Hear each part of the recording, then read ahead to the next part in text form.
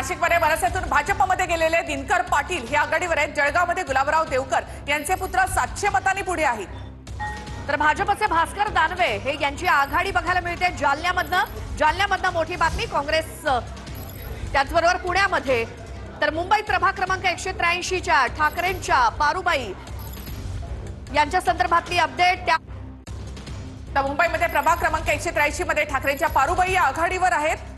पारुबाई कटके या ठिकाणी आघाडीवर आहेत। 183 प्रभाग मुंबईतला 125 जागांचा कल आपण पाहतोय। प्रभाग 183 मध्ये ठाकरेंच्या पारुबाई कटके आघाडीवर आहेत।